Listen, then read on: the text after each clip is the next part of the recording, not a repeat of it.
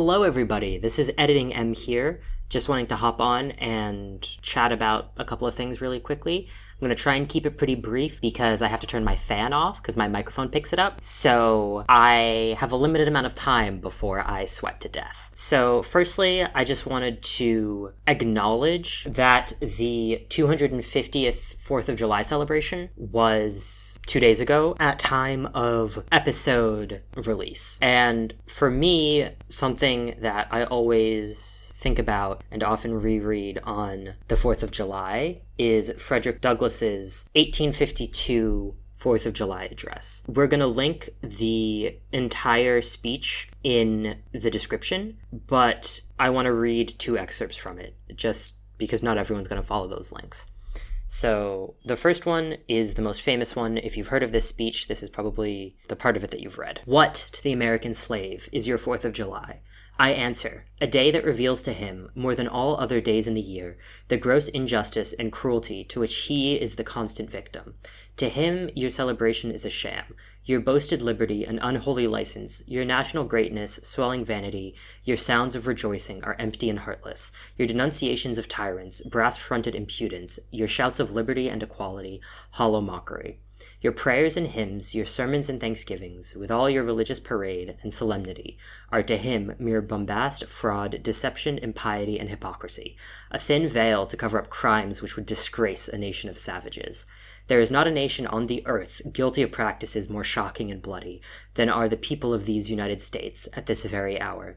Go where you may, search where you will, roam through all the monarchies and despotisms of the old world, travel through South America, search out every abuse, and when you have found the last, lay your facts by the side of the everyday practices of this nation, and you will say with me that for revolting barbarity and shameless hypocrisy, America reigns without a rival. And I want to acknowledge this passage in particular and call attention to the population of enslaved prisoners in the United States. When the 14th Amendment abolished slavery, what it actually abolished was slavery outside of the context of prisons. And it's not a loophole. It was by design that prison slavery continues to be legal. The conditions for prisoners in the US is horrific. People are paid fractions of the minimum wage, and to buy anything from commissary costs an exorbitant amount of money. So slavery is alive and well in the United States. And I also want to consider not just within the United States, but the global power dynamics relating to production. Every piece of clothing you have ever bought was made by someone. A sewing machine has to be operated by someone. Every drop-shipped pillowcase, every Redbubble that has someone's art on it was made by someone in you don't know what conditions. And when you purchase clothing, or when you purchase food, for example, particularly tropical fruits, particularly chocolate, particularly coffee, think about the price you're paying for it and how much work had to go in to harvesting it. Think about why chocolate is viewed as a French or Swiss specialty and not Ivory Coast or Ghanaian specialty. And don't just think about it. Change your purchasing behavior to be more ethical. The second excerpt from the speech that I want to read is as follows. This, for the purpose of this celebration, is the 4th of July. It is the birthday of your national independence and of your political freedom. This, to you, is what Passover was to the emancipated people of God. It carries your minds back to the clay, and to the act of your great deliverance, and to the signs and to the wonders associated with that act that day. This celebration also marks the beginning of another year of your national life, and reminds you that the Republic of America is now 76 years old. I am glad, fellow citizens, that your nation is so young. 76 years, though a good old age for a man, is but a mere speck in the life of a nation. 70 is the allotted time for individual men, but nations number their years by thousands. According to this fact, you are, even now only in the beginning of your national career, still lingering in the period of childhood. I repeat, I am glad this is so. There is hope in the thought, and hope is much needed under the dark clouds which lower above the horizon. The eye of the reformer is met with angry flashes, portending disastrous times, but his heart may well beat lighter at the thought that America is young, and that she is still in the impressible stage of her existence. May he not hope the high lessons of wisdom, of justice, and of truth will yet give direction to her destiny? Were the nation older, the patriot's heart might be sadder, and the reformer's brow heavier. Its future might be shrouded in gloom, and the hope of its prophets go out in sorrow. There is consolation in the thought that America is young. Great streams are not easily turned from channels worn deep in the course of ages. They may sometimes rise in quiet and stately majesty, and inundate the land, refreshing and fertilizing the earth with their mysterious powers. They may also rise in wrath and fury, and bear away on their angry waves the accumulated wealth of years of toil and hardship. They, however, gradually flow back to the same old channel, and flow on as serenely as ever. But, while the river may not be turned aside, it may dry up and leave nothing behind but the withered branch and the unsightly rock to howl in the abyss-sweeping wind, the sad tale of departed glory. As with rivers, so with nations. And to me, I think this is a reminder that change is always possible and a better world is always possible. It just is that the longer everyone accepts the way that things are, the more difficult that is to change. So we have to, for the people who are alive now and for the people who will be alive in the future, stop accepting the way that things are and really think about what we can change and what we want to change and how we can change it. And on that uplifting comedy note, enjoy 20 or so minutes of Hayes and I acting like clowns.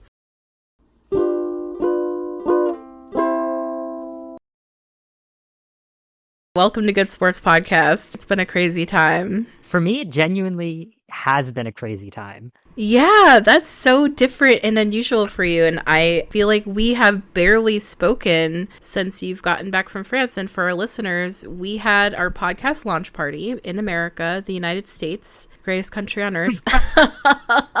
I'm just kidding. Yeah, so we had our podcast launch party here. Anyway, I want to hear everything. I want to hear all about you had a birthday celebration that you were part of. Well, so even before that, because our episode before I went over to the US was a guest episode, so I didn't get to tell you about some of the other crazy shit that's happened to me. Oh my God. I've gotten moderately into hiking, because the hiking around here is absolutely gorgeous. Wow. Is it flat? No. Oh. And I saw a wild boar. Oh my God. So in like November, I got an email from, because my university is set like back into the woods. So we got an email from our university administration being like, if you're leaving campus late at night, don't leave alone because there might be some unsavory actors and or the wild boars. Unsavory actors and or boars.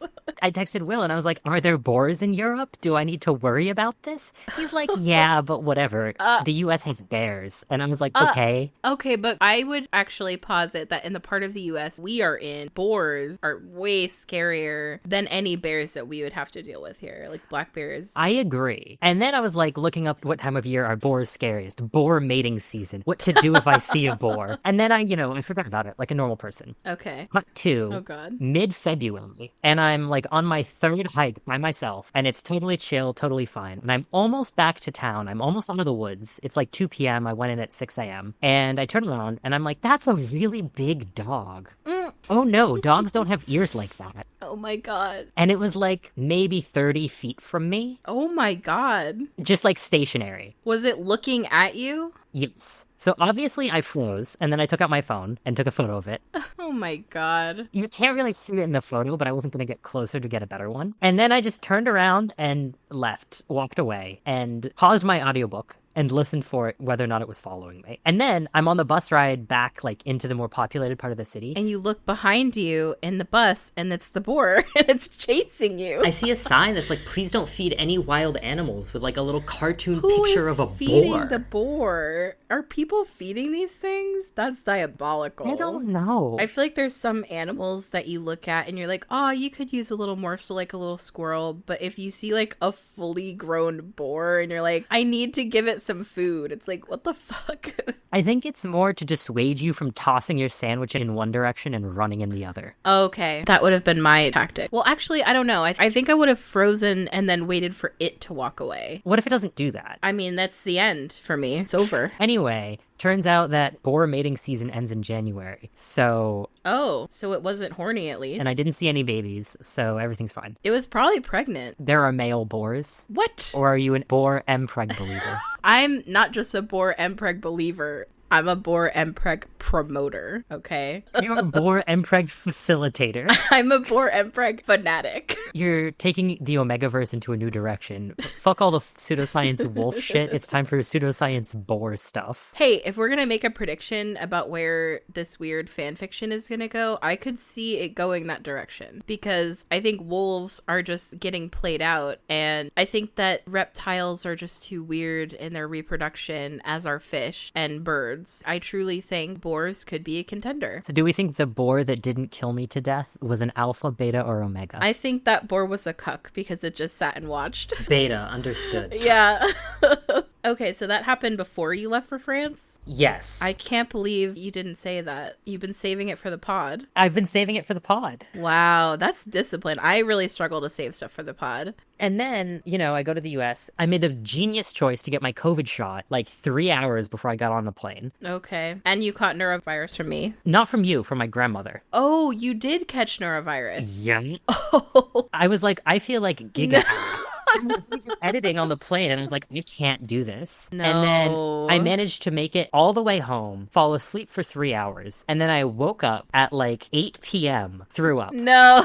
Like 11 times over the Oh course my of like God. 2 hours. Oh, that's the worst. The worst throw up is when you throw up and you have nothing left to give. And you're just like, why am I still throwing up? And then I was like, I need to eat something because I hadn't eaten all day. And you've been throwing up. And I'd been throwing up. And also because I had gotten rid of basically all of my food. Yeah. Because I was gone for 10 days. So I had like plain white rice, but I felt too dizzy to like stand up long enough to cook the rice. Oh, man. So I have this voice message I sent to my mom at like 11 p.m. France time, where I was just like, I just threw up a bunch.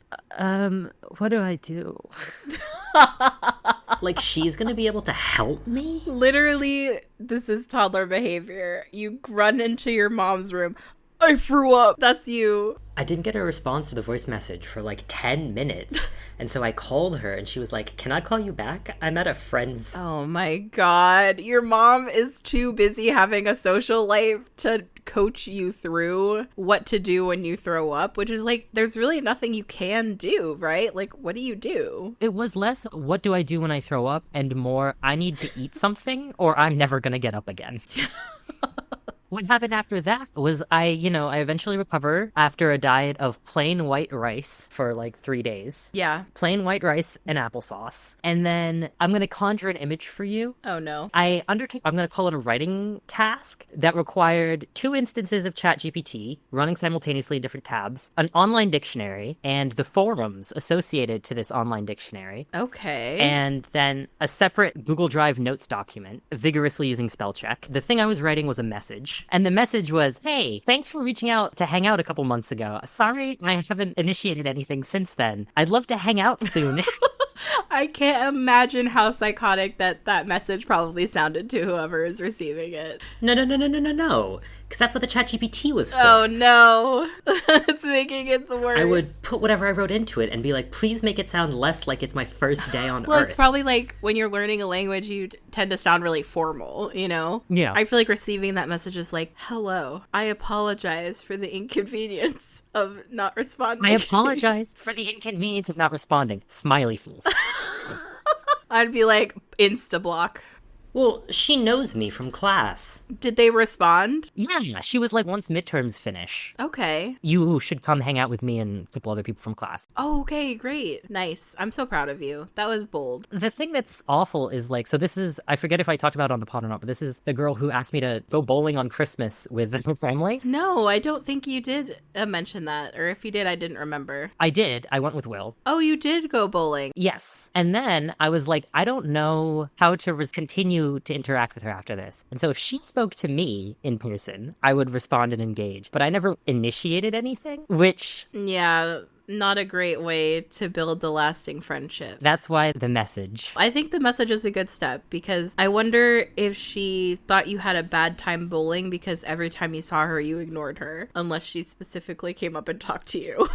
So Probably. Well, so she probably just thought I wasn't interested in making friends with people. yeah, I feel like you might give off that vibe, and I feel like it's just fear. I think so. Is it fear? It's fear. I also think at the beginning, as soon as like a class ended, I was like, I need to get out of here. Yeah. I am so overwhelmed by the language. I feel like I'm going insane and I'm so tired. And so like any spare moment, I was like, I need to not be where the social's happening because I literally can't. And if I do, then I won't be here for class. You really need that decompressing time. And so I don't need that as much anymore. But in the beginning, I was like, I have to eat lunch by myself. If someone comes up and talks to me during lunch, I might cry. Yeah, when you have that vibe, it's not really like an open invitation. It's really sweet that this person like is actively pursuing a friendship with you. Like that's a good sign. And like, I don't know, she seems sweet. What was bowling with her family like? Did they try to like engage you in conversation or? Yeah, I was preparing for it to be maximally awkward and I would characterize it as minimally awkward. I mean, I think for that situation, it is like as little awkwardness as it could be. Yeah. Now, are you sure that I didn't give you norovirus? Because literally the day that I saw you, I was incredibly ill. I wasn't ill until Sunday, which is longer than the turnaround time for norovirus. And I saw my grandma who had just gotten it on Saturday. Because I saw you on Thursday. Okay. None of the people who I saw at the birthday party on Friday got it. Good point. And who knows where I got it? It doesn't matter. But then everyone else in my house got sick. I just had like the worst stomach cramps. Mm-hmm. And then also I went out a little too early and shit my pants. So that was fun. You see. Yeah. Don't tell anyone. I thought the craziest thing that would come out of this is the fact that my grandma... Shit in your pants. is the fact that my grandma only learned as an 84-year-old that stomach bugs exist. What did she think was happening? She thought that it was because of some poor sanitation practice, because it was going around her center. Oh. So she thought it was to do with poor sanitation. People were eating something. Yeah. So when you were here in America, we went to Applebee's. We sure did. And you chose to order a bright purple Mountain Dew with whipped cream in it. Blue. Baja Blast, I think. It wasn't Baja. They don't know. Baja Blast is a Taco Bell exclusive, and you know that. No, but they sell it at, like, you can buy a bottle in a lot of places. That's true. This is going to sound really crazy and horrible, but I wish that they had a diet Baja Blast. They do. What? No. I'm Googling it now because I've never. I'm like 99% sure they do. Because if there's a diet Baja Blast, it's over for you bitches. It might be a 0. Okay, Mountain Dew Baja Blast 0 sugar. Oh my God, it exists. Yeah. Where they have Baja Cabo Citrus. I gotta say, that sounds pretty good. All that's missing is a little whipped cream. No. Ew, please. Have you had Baja Blast Diet? Because is it good? I don't know that I've had Baja Blast regular, to be honest. Wow. I was having a lot of Taco Bell for like a couple months there. In France or in America?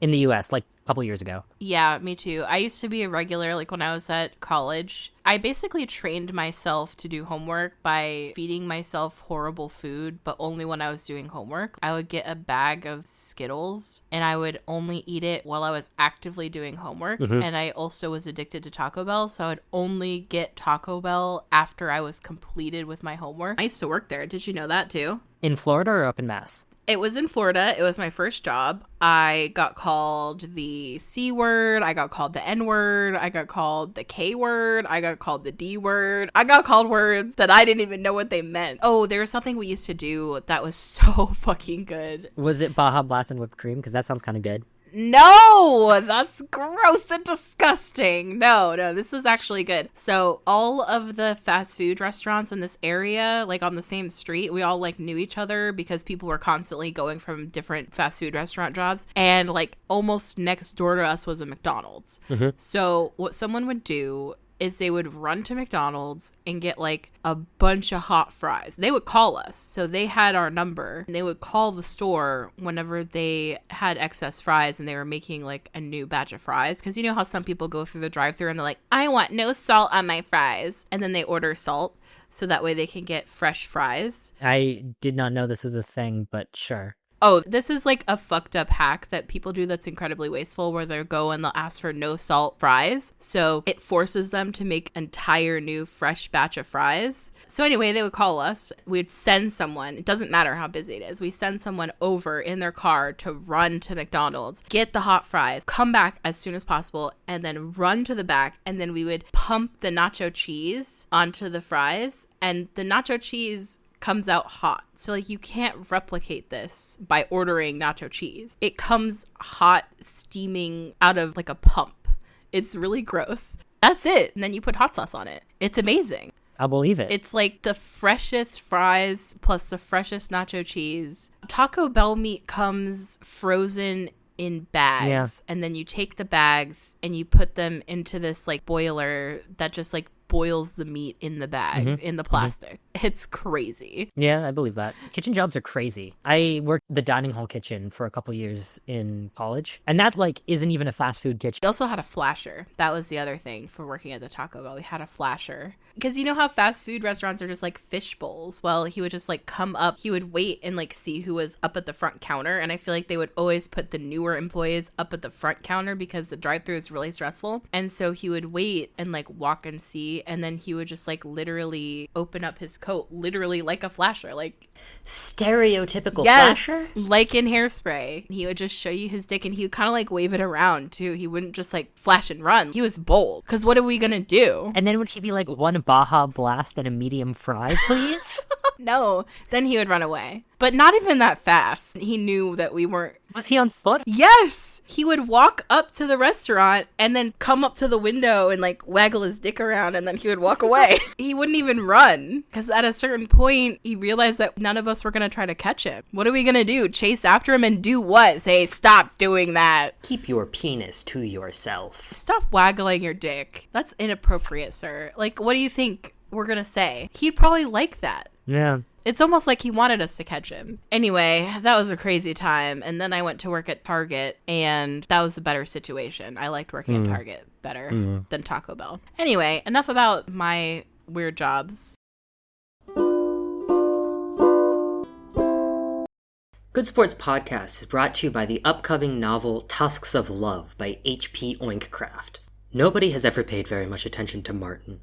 That is, until he bumped into Bornaby, a towering, scarred alpha whose underbite concealed the heart of gold.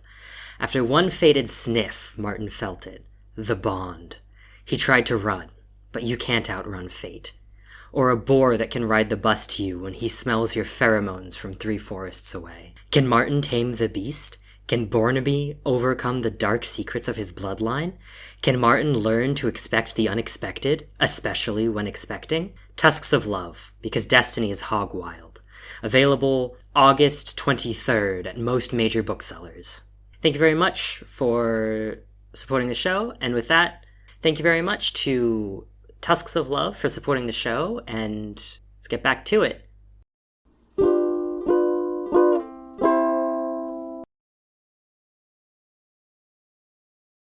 I am realizing that I actually want nothing more than a strict routine, which also makes having friends very difficult. Yeah. The great thing about long distance friends is you can just be like, all right, This time, every week, we're calling. Yes. Wasn't I just talking about how great that is? yeah. Right before we started recording, I was like, oh, I just got off the phone with a mutual friend and we're going to talk every Sunday at this exact time. Yeah. And I'm like, that's perfect for me. And now I have to be like, okay, after midterms end, so like technically that'll be easier, that'll be an easier time, but it still is like, my routine, my schedule, oh no. My 3-hour hikes, where am I going to fit in a friendship? So busy listening to the Harrow the Ninth audiobook for the 11th time. Hair of the Night. Harrow the Ninth. Oh, yes. You know, I gotta say, about that book series, everything about it is almost like catered perfectly to my tastes. It's like sci-fi, it's like fantasy, it has gayness, it has a butch lesbian, it has longing, it has a badass characters. You didn't like the first one. I just couldn't find interest in it. I just wasn't interested in the first book. Like, would you say it gets better?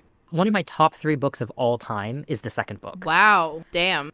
So for those who aren't aware, we're talking about the Locked Tomb series, which has released 3 books so far. The first book is very YA. Yeah, that's what was not appealing. Leans heavy on humor, etc. And then the second book, called Harrow the Ninth, Harrow, Harrow, the Ninth, is about what if you just ascended to become an angel, but it didn't go right, and you're trapped on a space station full of people who hate you, and also you're insane. Oh, God. Fully hallucinating, fully Wow. don't have memories that Whoa. work. It's a tonal shift. The themes of the series start to really come out in the second book, and there's still some humor that happens, like there are characters making jokes, there's characters making references to different things. But instead of the point of view character being a big dumb sword lesbian, the point of view character is the world's tiniest sopping wet meow meow of all time. Okay, I could get into that. The third book, I really like it. It's from the point of view of someone who's only been sentient for 6 months. Oh, shit. And knows that something bad is about to happen to her. And she and her family, they're on a refugee planet. That's interesting. And dealing with, like, being refugees. I mean, that's an inherently interesting perspective. Maybe it's just the voice of the character of the first book just really irritated me in a way. And that doesn't mean that the book doesn't have merit or that it's not good. And I'm sure part of it is that the character grows and changes throughout the book and becomes less annoying. Would you say that? How sensitive are you to spoilers? I might bleep this out. You know what? Don't tell me, because it is something that Okay. I do feel like I should read, because again, I keep hearing this, like, stick with it. It's good. Like, it gets better, you know? Whenever I go back and I'm like, I want to reread this, I never want to reread the first book. I like the characters in the first book, and I like the way that they get developed on later in the series. And I think the first book's very fun, but I'm like, okay, I'm going to sit down and I'm going to reread Gideon the Ninth. It's always like, no, I'm going to sit down and listen to the 36-hour audiobook of Harrow the Ninth. Okay. You know, maybe I should just skip the first book and read a summary. What do you think of that? I think that's not a bad idea. I think part of what makes this series a very fun puzzle is because the narrator of the first book is just so clueless to everything that's going on. So you, as the reader, as you're reading the later books, trying to piece together the way that this connects to the things that the narrator of the first book saw Interesting. and decided she did not know about.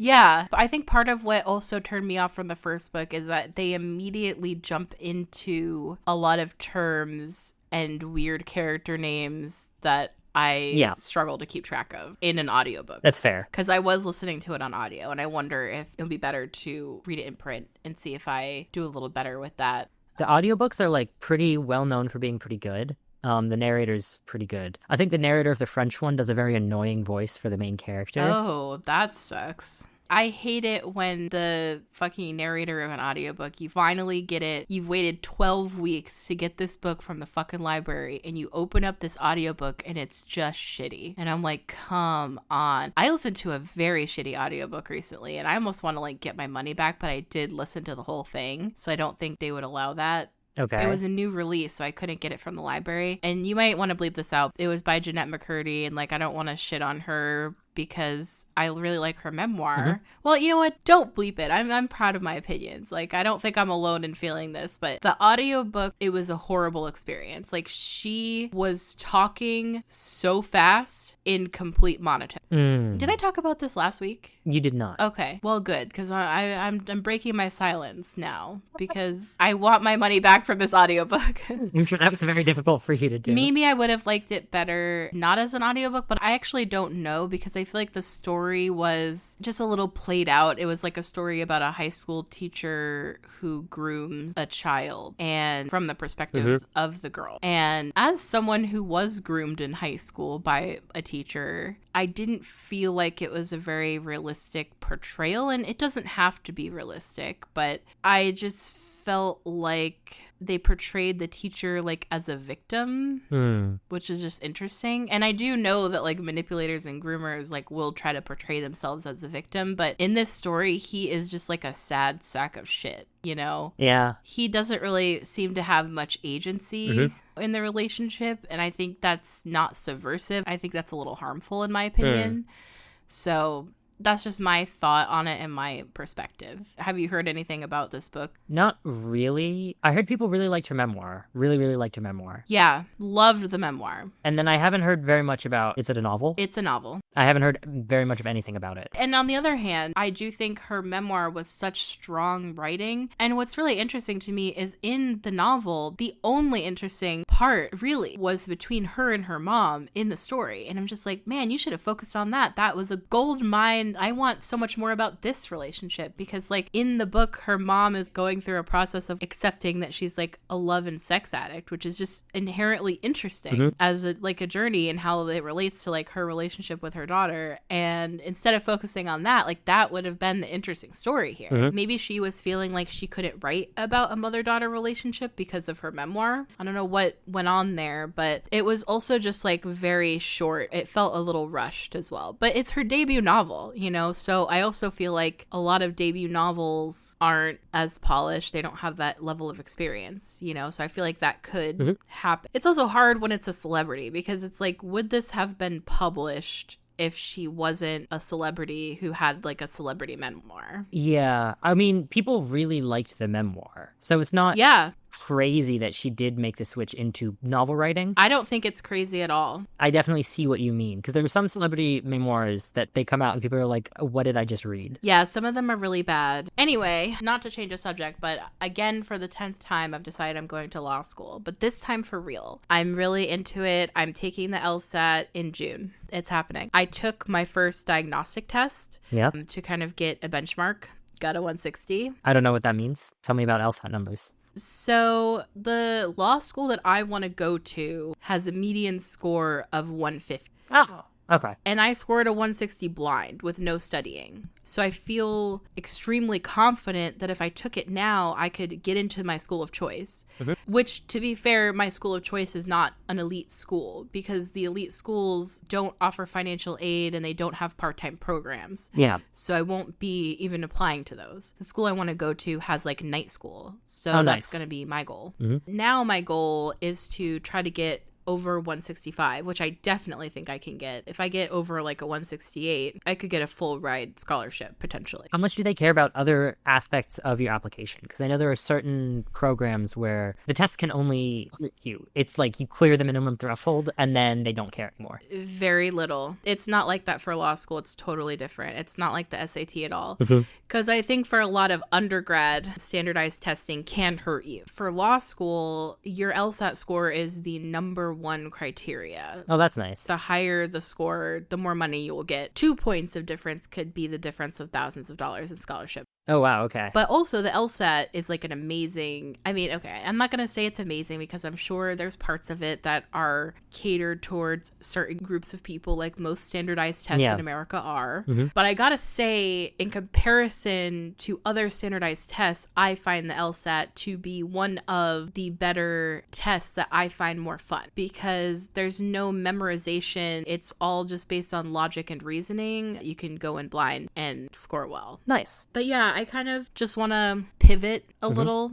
I guess I just don't know that software is really for me long term. Yeah. Who knows what long-term looks like in software? Exactly. I'm seeing a world where my type of job is getting phased out more. Yeah. Even though part of my job is working with AI and prompting AI to do specific things, I do think eventually that also will be phased out and that the specific knowledge of how to prompt artificial intelligence is not going to be as relevant in 5 years. So I think from now to 5 years, I want to like come up with an alternate plan.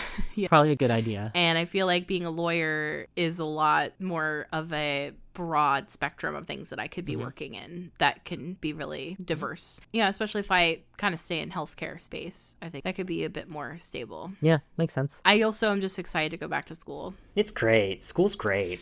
That's really what it is. Fucking love school. I love it. I mean, there's parts of it that I don't miss. Like, I feel like I don't miss the feeling of there's always more to do. I can't take a break because there's always more studying to do. And, you know, at least in my job now, I don't have work that I have to do outside of my working hours. And if they told me to do that, I would tell them to go fuck themselves because I don't get paid enough to do that. And I don't get paid salary. I'm paid hourly. The other side of that coin is I have a lot of unstructured time and I don't like that. Yeah. I hate it. I'm sort of feeling almost a similar way where like the amount that I want to study for school when I'm like, I'm going to chill is the amount that everyone else is studying for school when they're like, I am in try hard mode. Yeah. And so I'm like, I have like 12 hours a week where I'm just like, I don't, what? And so that's why I started getting into the hiking and stuff like that. But if I had even more of that time, I don't know what I would do. That's also part of the appeal of academia is like, there's always more to grind. There's always more to grind. There's also a very predictable schedule, not just day to day, but throughout the year, like the academic year. Yes, you have breaks, but they're built in and they're finite. And you know when they're going to end and you know what is expected of you. And like, I do think academia really appeals to neurodivergent people who like thrive under schedule. Also, I'm going to have to go. You said that's so morose. You were like, I'm going to have to Go. I have to go spend time with my family and make them French toast, I guess. Oh no, French toast. Spending time with my loving family on a Sunday and eating delicious French toast. I mean, my podcast plan is to turn my homework draft into homework I can submit. Well, have you thought of making French toast? I mean, you're in France. Come on. I finally have rendered you speechless. I'm trying to like come up with something, and I would say, oh, have you seen the price of eggs? Who's making French toast? But eggs are very reasonable here. Yeah, I was gonna say, well, the price of eggs have come down here a lot, so I would say they're more reasonable as well. Thank you, Donald J. Trump.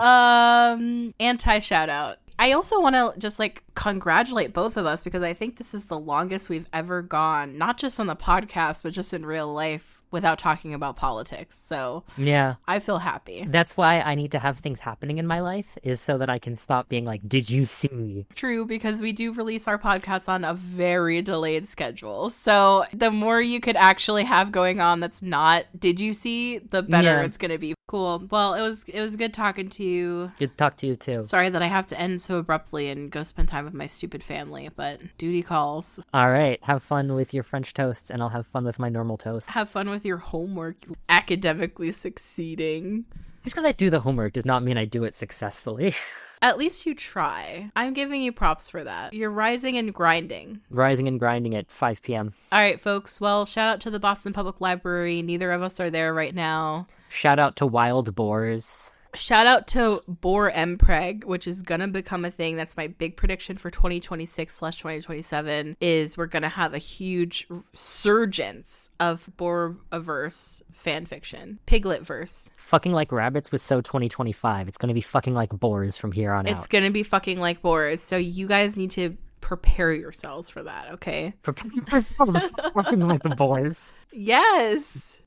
All right. Bye. Bye. Good Sports Podcast, where everything is gonna be alright.